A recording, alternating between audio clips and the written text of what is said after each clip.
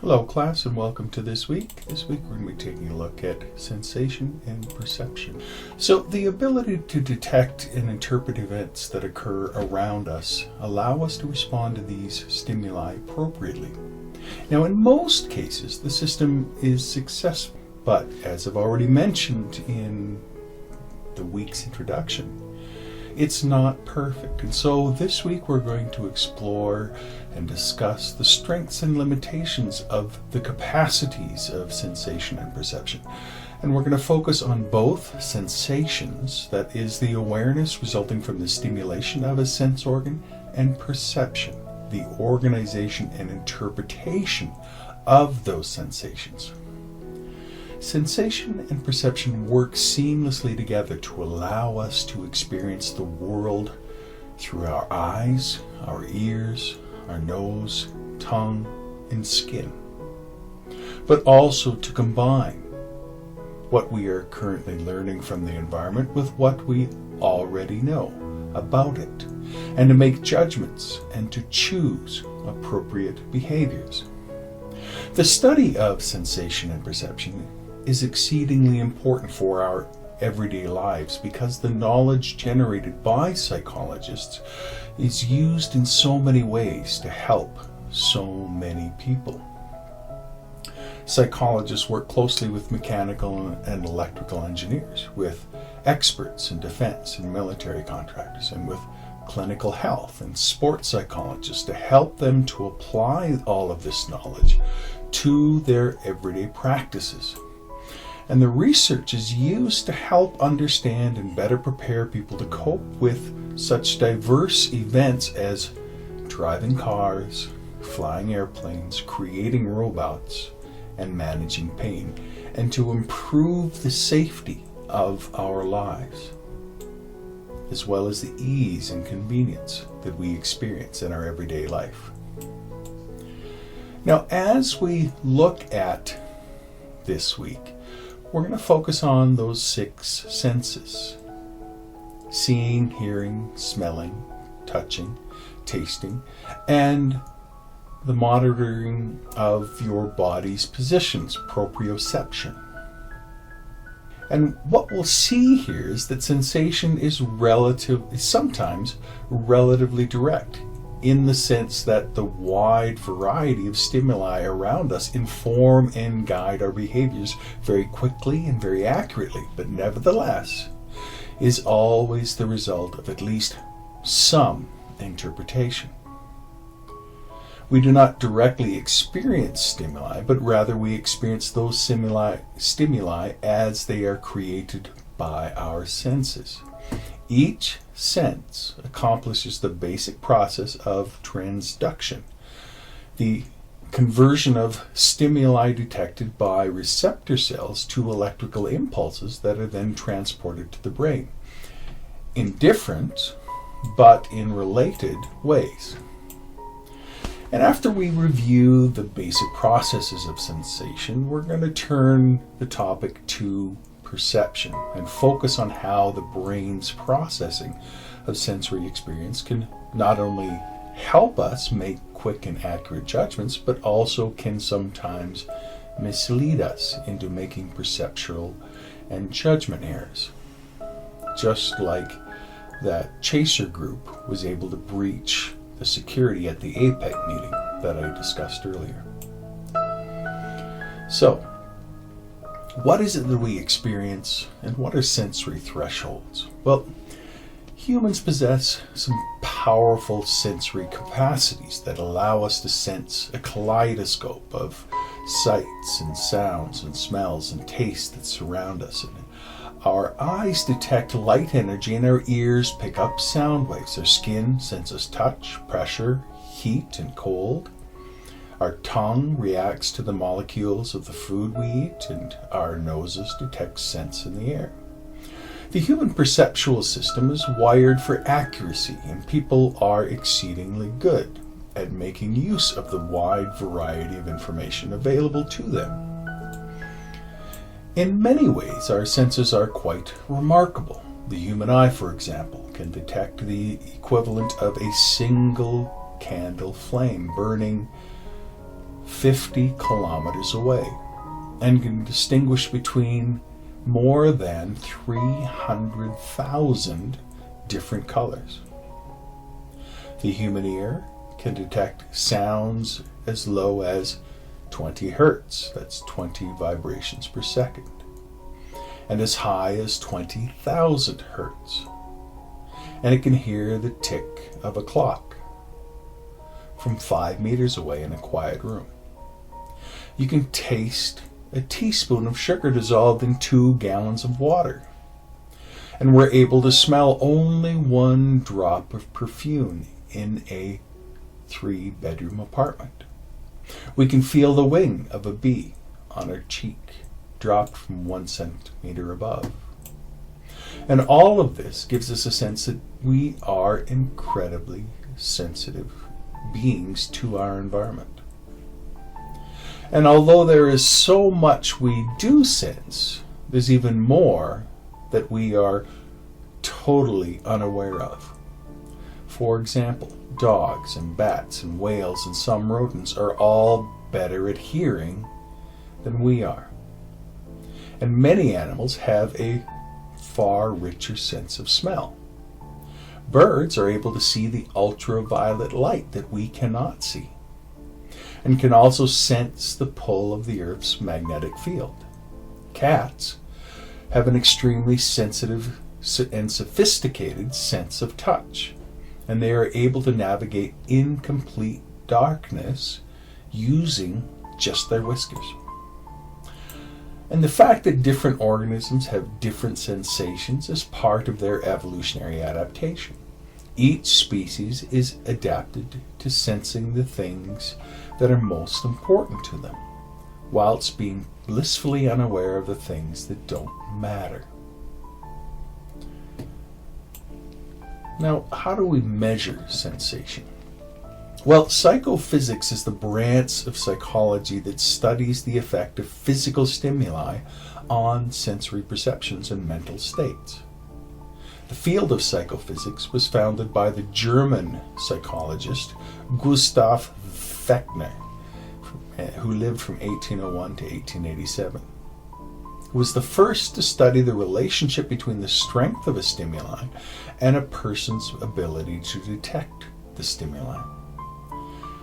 The measurement technique developed by Fechner and his colleagues are designed in part to help determine the limits of human sensation. One important criteria is the ability to detect very faint stimuli. The absolute threshold of a sensation is defined as the intensity of a stimulus that allows an organism to just barely detect it. In a typical psychophysics experiment, an individual is presented with a series of trials in which a signal is sometimes presented and sometimes not, or in which 2 stimuli are presented that are either the same or different. Imagine, for instance, that you were asked to take a hearing test.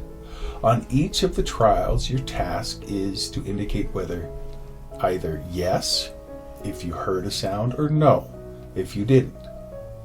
Their signals are purposefully made to be very faint, making accurate judgments difficult. The problem for you is that the very faint signals create uncertainty, because their ears are constantly sending background information to the brain. You will sometimes think that you heard a sound when none was there, and you will sometimes fail to detect a sound that is there. Your task is to determine whether the neural activity that you are experiencing is due to the background noise alone or a result of a signal within the noise. The response that you give on the hearing test can be analyzed using signal detection analysis. And what signal detection analysis is a technique used to determine the ability of the perceiver to separate true signals from background noise. And sometimes, when looking for the outcomes of signal detection analysis, each judgment trial creates 4 possible outcomes.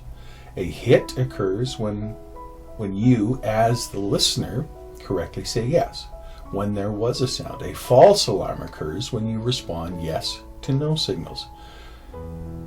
In the other two cases, you respond no, either a miss, saying no when there was a signal, or correct rejection, saying no when there was in fact no signal. Now, our ability to accurately detect stimuli is measured using a signal detection analysis. Two of the possible decisions, hits and correct rejections, are accurate, and the other two, misses and false alarms, are errors. The analysis of the data from a psychophysics experiment creates two measures. One measure, known as sensitivity, refers to the true ability of the individual to detect the presence or absence of signals. Now, people who have better hearing will have higher sensitivity than will those with poorer hearing. The other measure, response bias, refers to a behavioral tendency to respond yes to the trials, which is independent of sensitivity. Now imagine, for instance, that rather than taking a hearing test, you are a soldier on guard duty and your job is to detect the very faint sound of the breaking of a branch that indicates that an enemy is nearby. You can see that in this case, making a false alarm by alerting the other soldiers to the sound might not be as costly as a miss, a failure to report the sound, which could be deadly. Therefore, you might well adopt a very lenient response bias in which, whenever you are at all unsure, you send a warning signal. In this case, your response may not be very accurate, your sensitivity may be low because you are making a lot of false alarms, and yet the extreme response bias can save lives. Another application of signal detection occurs when medical technicians study body images for the presence of cancerous tumors. Again, a miss, in which the technician incorrectly determines there is no tumor, can be very costly, but false alarms referring patients who do not have tumors for further testing also has costs.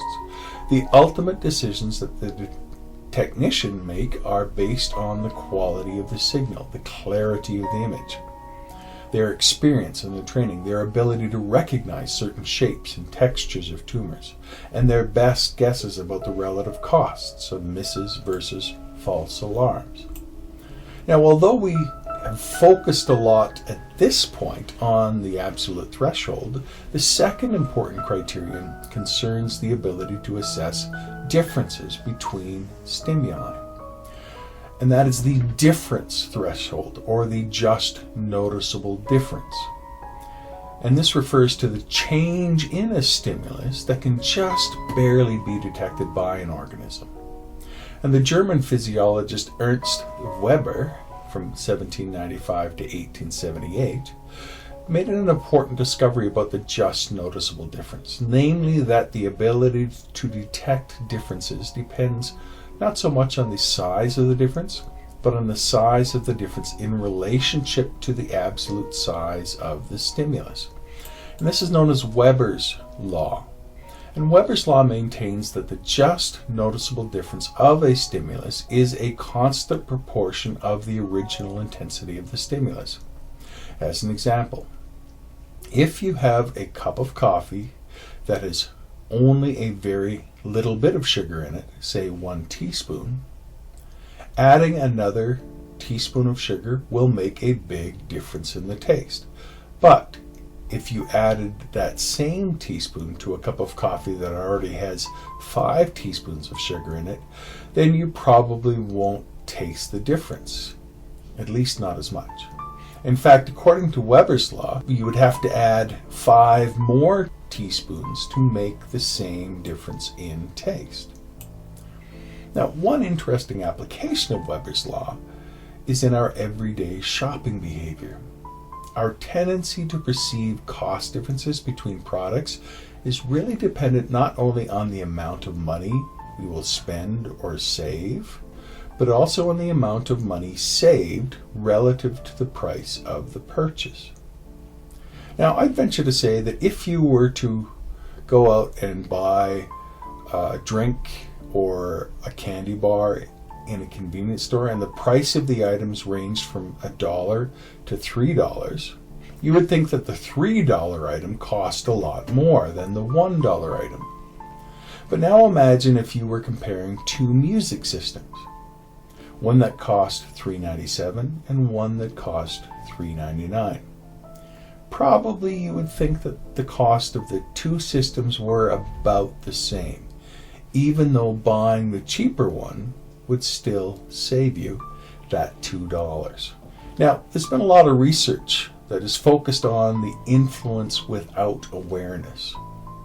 And we can think of that in terms of absolute threshold. When we see that the absolute threshold is the point where we are aware of a faint stimulus, after that point, we say that the stimulus is conscious because we can accurately report on its existence or its non-existence better than 50% of the time.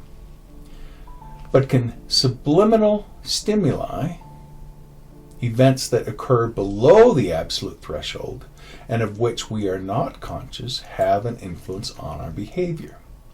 Well, it does seem that that is indeed the case. As the intensity of stimulus increases, we are more likely to receive it. Stimuli below the absolute threshold can still have at least some influence on us, even though we cannot consciously detect them. And a variety of research programs have found that subliminal stimuli can influence our judgments and our behavior, at least in the short term.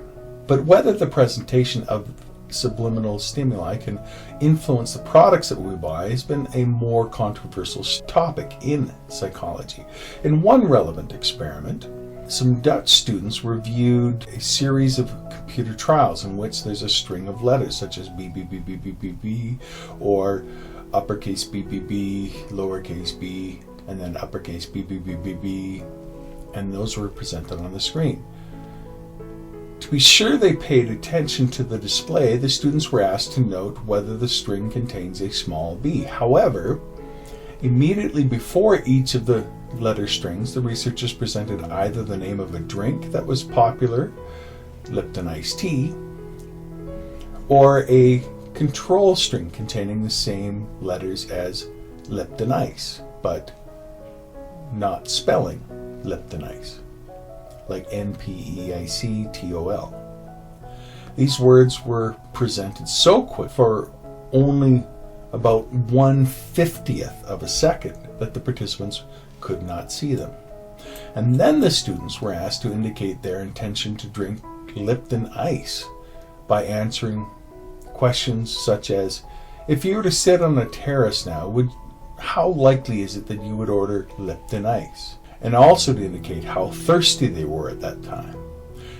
Researchers found that the students who were exposed to the Lipton ice words, and particularly those who indicated that they were already thirsty, were significantly more likely to say that they would drink Lipton ice than were those who had been exposed to the control words.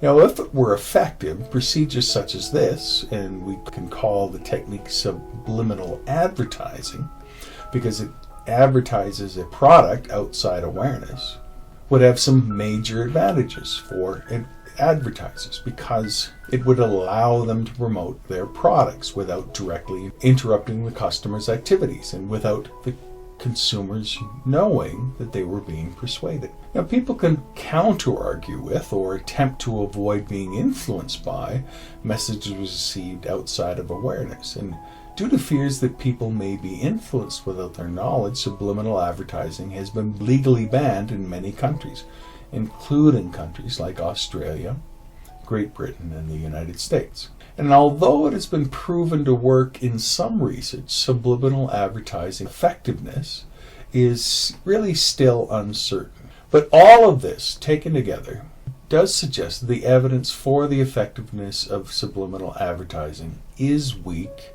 but does seem to be some kind of phenomenon. Now, you probably don't have to worry too much about being subliminally persuaded in your everyday life, even if subliminal ads were allowed in your country. But even if subliminal advertising is not at all effective itself, there are plenty of other indirect advertising techniques that are used that do work. For instance, many ads for automobiles and alcohol beverages are subtly sexualized, which encourages the consumer to indirectly, even if not subliminally, associate these products with sexuality. And there's even more frequent product placement techniques where images of brands, so cars, drinks, electronics, and so forth, are placed on websites and in popular television shows and movies. And some researchers have found that being exposed to food advertising on television significantly increased child and adult snacking behaviors, again suggesting that the effects of perceived images, even if presented above the absolute threshold, may nevertheless be very subtle. Now, another example of processing that occurs outside of our awareness is seen when certain areas of the visual cortex are damaged, and this is called something called blind sight, a condition in which people are unable to consciously report a visual stimuli, but nevertheless are able to accurately answer questions about what they are seeing. When people with blind sight are asked directly what stimuli look like, or to determine whether these stimuli are present at all, they cannot do so at better than chance level. They report that they cannot see anything, really. However, when they are asked more indirect questions, they are able to give correct answers. For example, people with blind sight are able to correctly determine an object's location and direction of movement, as well as identify simple geometric forms and patterns. It seems that although conscious reports of the visual experiences are not possible, there is still a parallel and implicit process at work, enabling the person to perceive certain aspects of that stimuli. Now, let's take a look at seeing. So, whereas other animals rely primarily on hearing, smell, or touch to understand the world around them, human beings rely in large part on vision. A large part of our cerebral cortex is devoted to seeing, and we have substantial visual skills. Seeing begins when light falls on the eye, initiating the process of transduction. Once this visual information reaches the visual cortex, the occipital lobe, it is processed by a variety of neurons that detect colors, shapes, and motion, and that create meaningful perceptions out of the incoming stimuli. The air around us is filled with a sea of electromagnetic energy, pulses of energy waves that can carry information from place to place. And these electromagnetic waves vary in their wavelength, the distance between one wave peak and the next wave peak, with the shortest gamma waves being only a fraction of a millimeter in length, and the longest radio waves being hundreds of kilometers long. Humans are blind to almost all of this energy, but our eyes detect only a range from about 400 to 700 billionths of a meter. The part of the electromagnetic spectrum known as the visible spectrum, and only a small fraction of the electromagnetic energy that surrounds us, the visual spectrum, is detectable by the human eye. Now, the sensing eye and the perceiving visual cortex work in tandem for us to experience sight. So light enters the eye through the cornea, a clear covering that protects the eye and begins to focus the incoming light. The light then passes through the pupil, a small opening at the center of the eye, and the pupil is surrounded by the iris, the colored part of the eye that controls the size of the pupil by constricting or dilating in response to light intensity. When we enter a dark movie theater on a sunny day, for instance, muscles in the iris open the pupil and allow more light to enter. Complete adaptation to the dark, though, may take up to 20 minutes. Behind the pupil is the lens, a structure that focuses the incoming light on the retina. The layer of tissue at the back of the eye that contains the photoreceptor cells. As our eyes move from near objects to distant objects, a process known as visual accommodation occurs. And visual accommodation is the process of changing the curvature of the lens to keep the light entering the eye focused on the retina. And rays from the top of the image strike the bottom of the retina and vice versa. And the rays from the left side of the image strike the right side of the retina and vice versa, causing the image on the retina to be upside down and backward. And furthermore, the image projected on the retina is flat. And yet, our final perception of the image will be three-dimensional. And light enters the eye through that transparent cornea and passing through the pupil at the center of the iris. The lens adjusts to refocus the light on the retina, where it appears upside down and backward.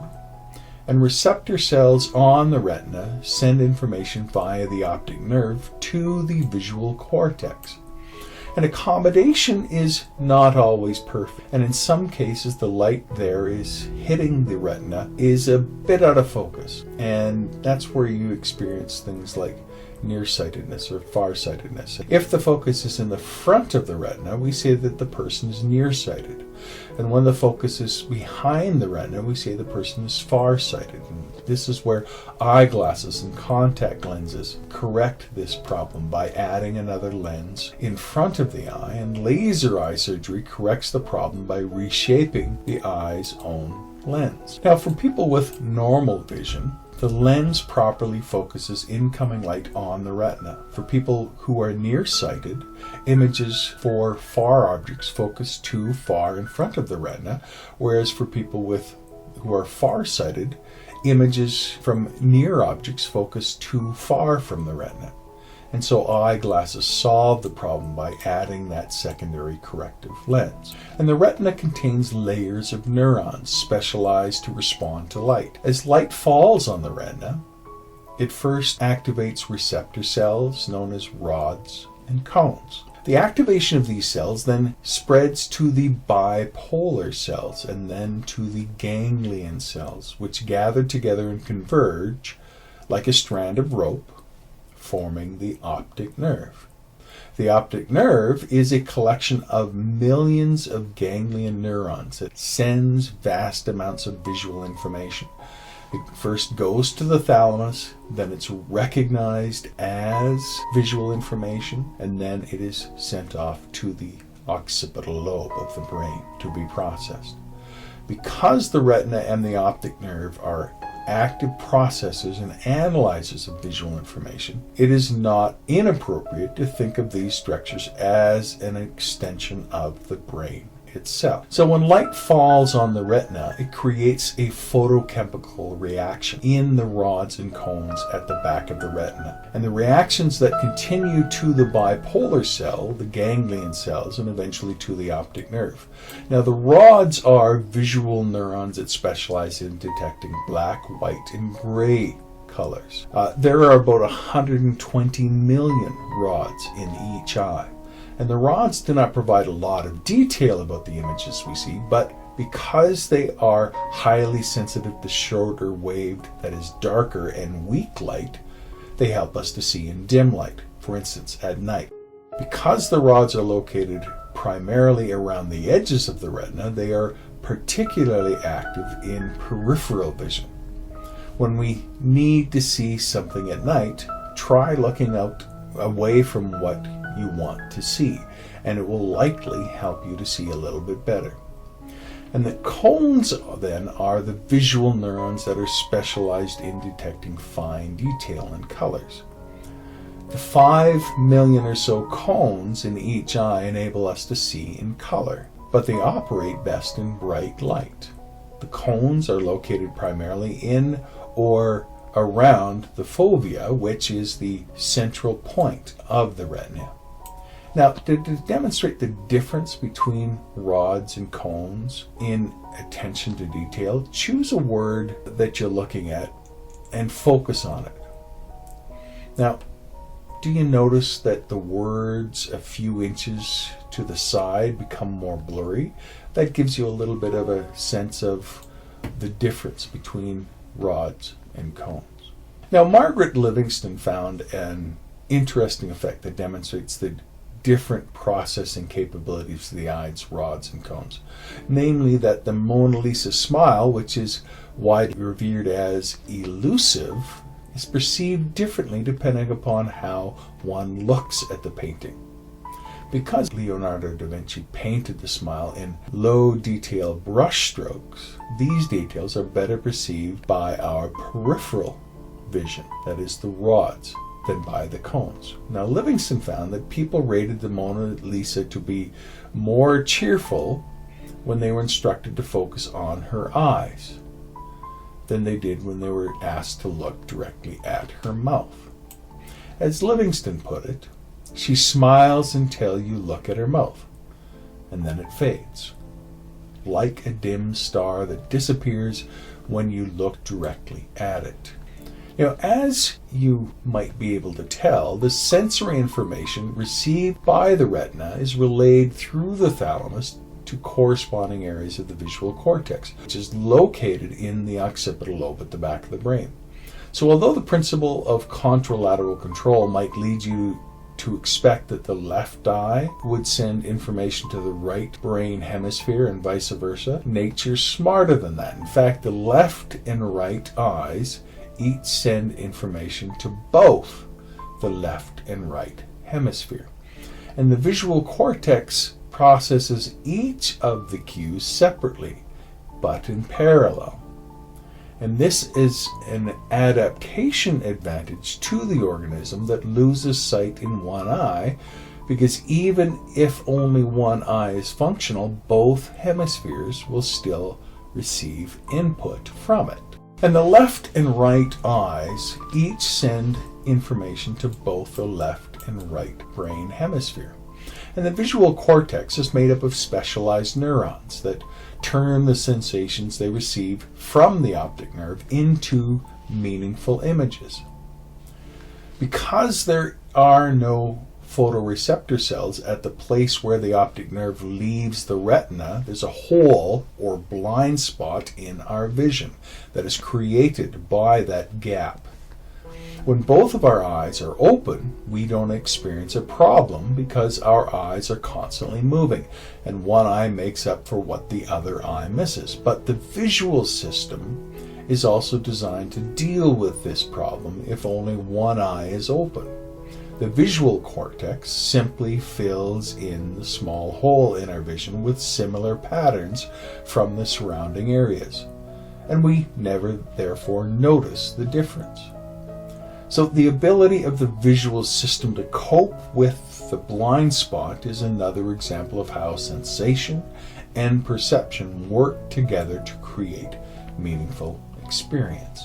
Now, you get the idea that the extent of our blind spot, the place where the optic nerve leaves the retina, by trying a little demonstration, and you can experience this a little bit. So close your left eye and stare with your right eye at the cross in the diagram. You should be able to see the elephant image on the right. Now, don't look at it, but just notice that it is there. Now, if you can't see the elephant, move closer or farther away until you can. Now, slowly move so that you are closer to the image while you keep looking at the cross. At one distance, the elephant will probably completely disappear from your view because its image has fallen on the blind spot. So perception is created in part through the simultaneous action of thousands of feature detector neurons. And these are specialized neurons located in the visual cortex that respond to the strength, the angles, the shapes, the edges, and movements of a visual stimulus. Now, the feature detectors work in parallel, each performing a specialized function. When faced with a red square, for instance, the parallel line feature detectors, the horizontal line feature detectors, and the red color feature detectors all become activated. And this activation is then passed on to other parts of the visual cortex, where other neurons compare the information supplied by the feature detectors with images stored in memory. Suddenly, in a flash of recognition, the many neurons fire together, creating the single image of a red square that we might experience. And the Necker cube is an example of how the visual system creates perceptions out of sensations. We do not see a series of lines, but rather a cube. Which cube we see varies depending on the momentary outcome of perception processes in the visual cortex. Some feature detectors are tuned to selectively respond to particularly important objects, for instance, faces, smiles, and other parts of the body. When researchers disrupted face recognition areas of the cortex using the magnetic pulses of transcranial magnetic stimulation, people were temporarily unable to recognize faces, and yet they were still able to recognize houses.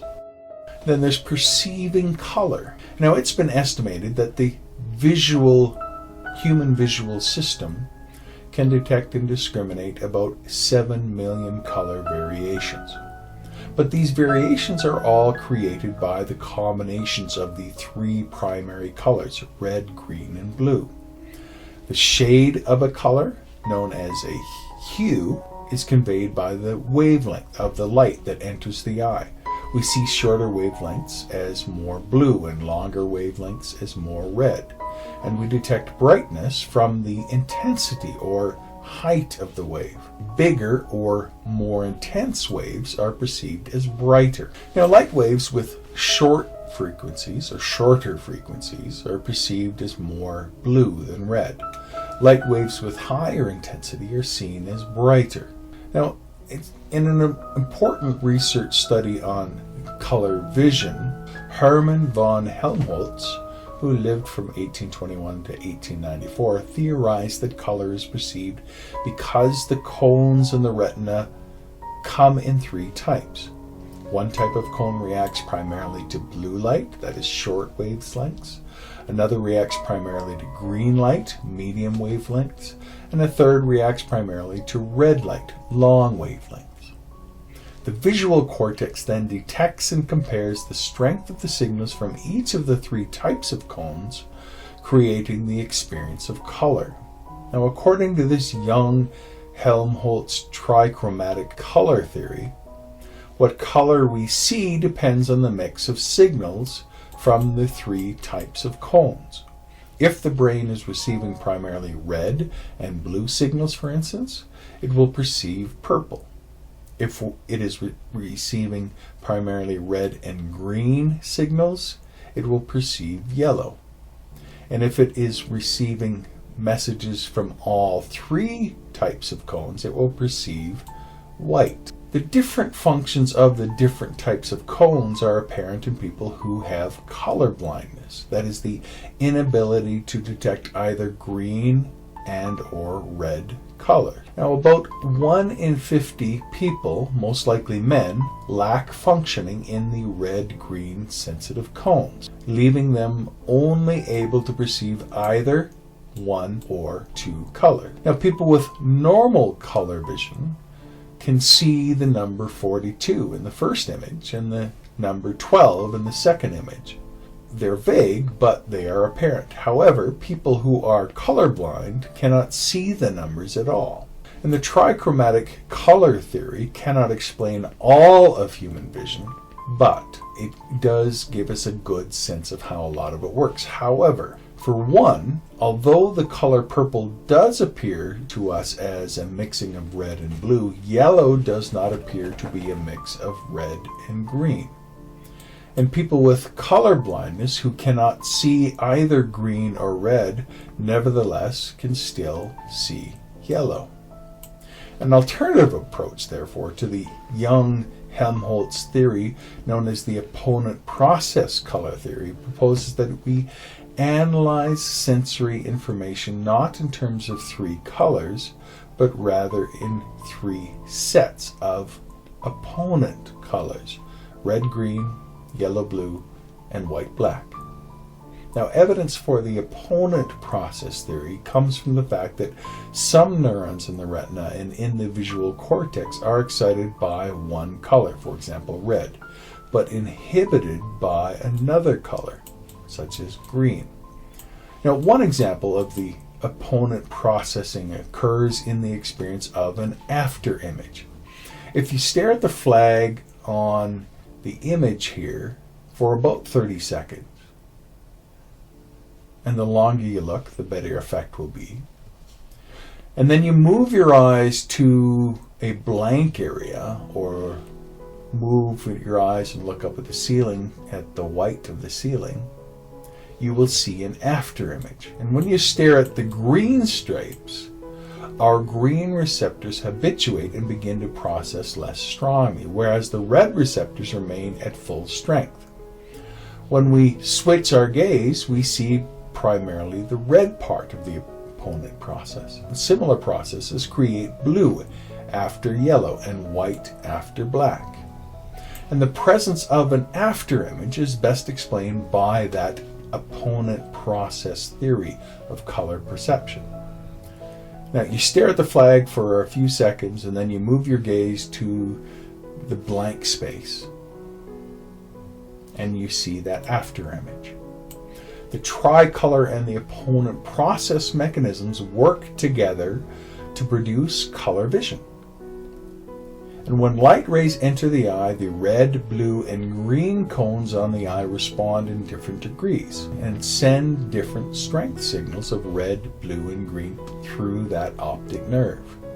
And the color signals are then processed by both the ganglion cells and by the neurons in the cortex. And one of the important processes required in vision is the perception of form.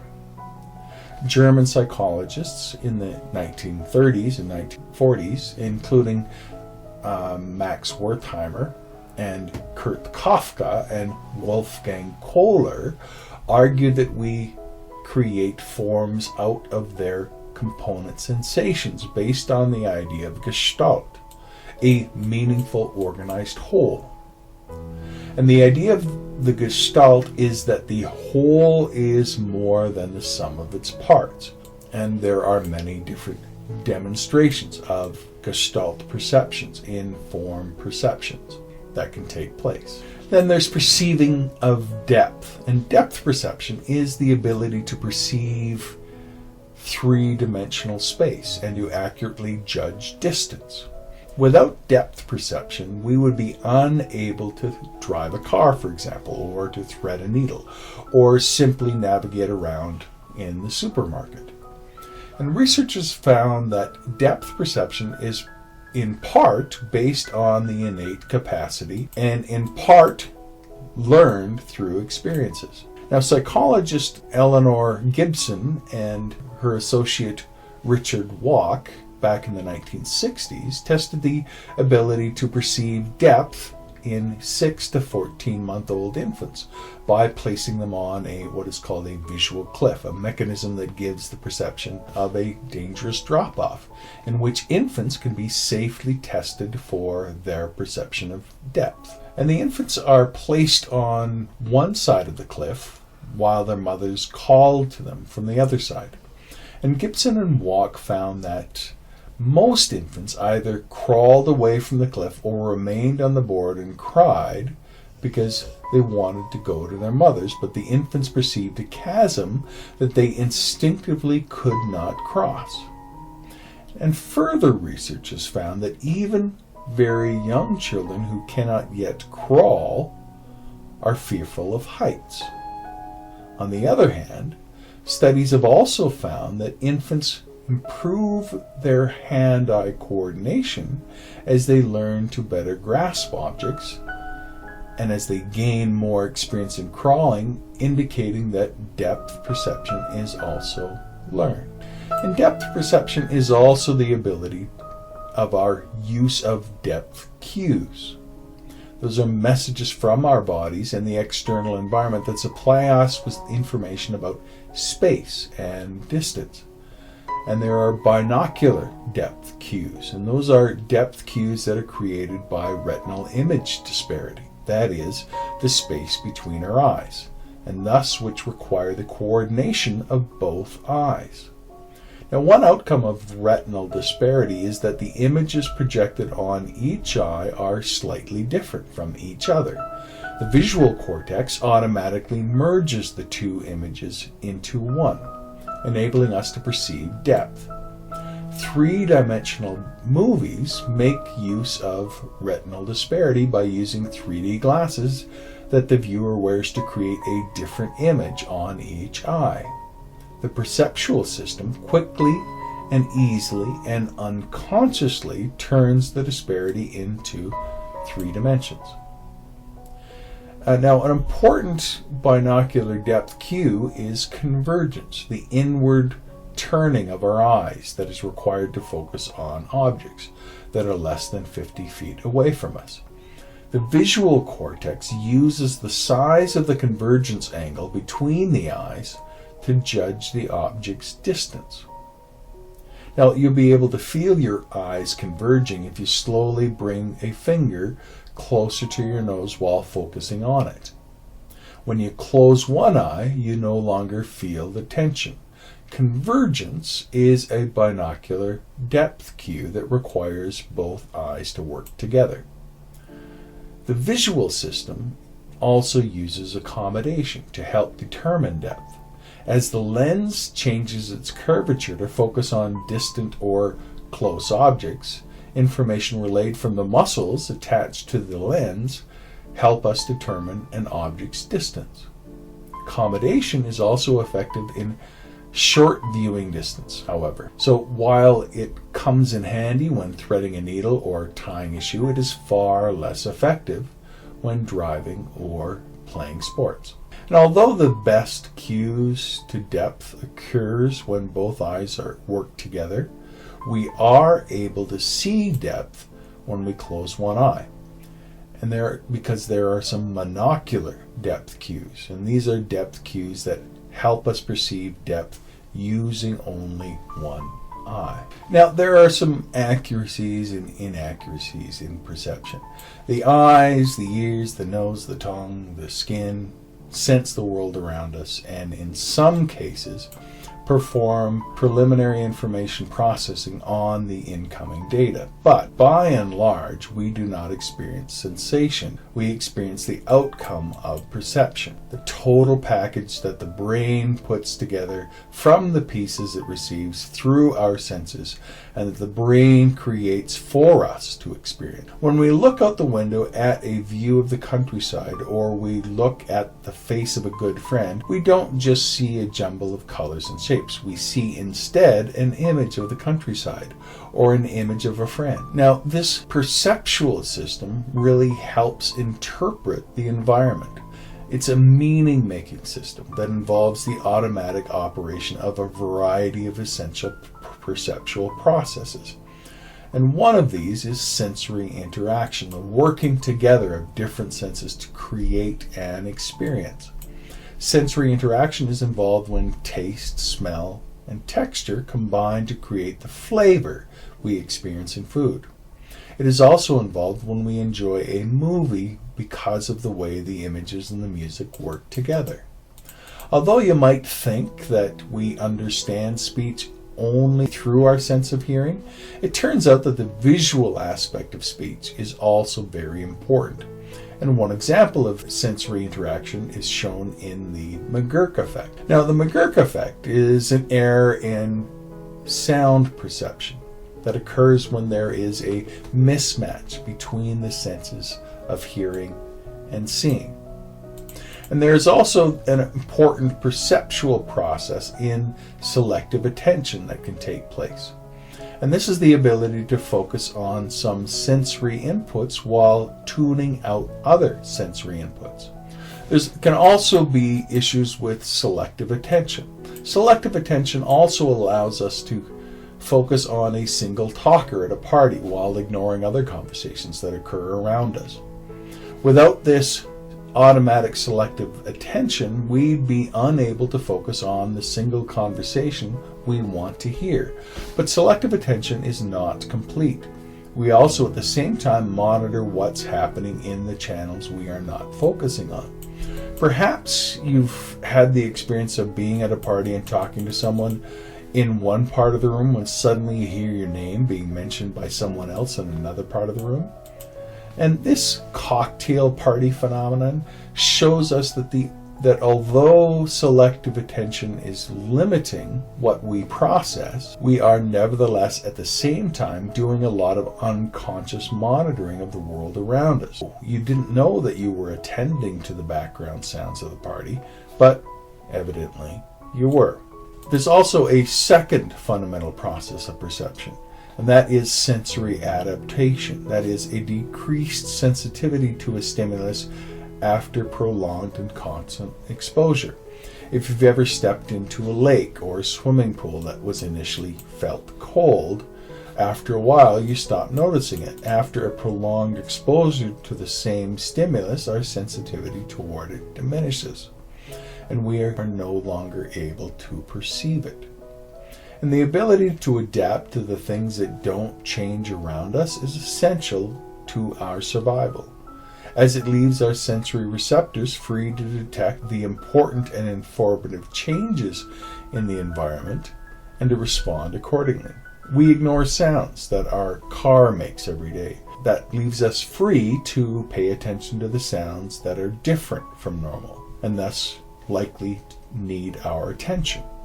Our sensory receptors are alert to novelty and fatigued by constant exposure to the same stimulus. And let's just end off with some illusions. So although our perception is very accurate, it isn't perfect. Illusions occur when the perceptual processes that normally help us correctly perceive the world around us are fooled by a particular situation, so that we see something that doesn't really exist or that is incorrect. So for example, let's take a look at the picture here. This picture presents two situations in which our normal accurate perceptions of visual constancy have been fooled. Now, if you look carefully at the snake-like pattern, are the green strips really brighter than the background? Now, if you cover the white curves, you'll see that they are not. Square A in the right-hand image looks very different from square B, even though they are exactly the same. Another well-known illusion is the Mueller-Lyer illusion. And the line segment in the bottom arrow looks longer to us than the one on top, even though they are both actually the same length. And it's likely that the illusion is, in part, the result of the failure of monocular depth cues. The bottom line looks like an edge that is normally farther away from us, whereas the top one looks like an edge that is normally closer. And the Mueller-Lyer illusion makes the line segment at the top of the picture appear shorter than the one at the bottom. And the illusion is caused in part by this monocular distance cue of depth. And we will stop there for this class. You take care. Bye-bye.